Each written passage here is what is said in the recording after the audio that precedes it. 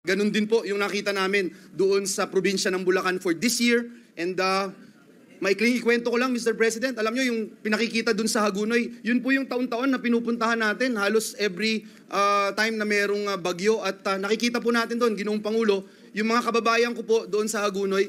At Senate President Pro Temp, I'm sure you're very much aware of Hagunoy dahil marami po kayong kaibigan doon. Tinatali po nila, Mr. President, yung kanilang sasakyan. Fortuner man yan o pick-up, itatali po nila, Mr. President, doon po sa poste.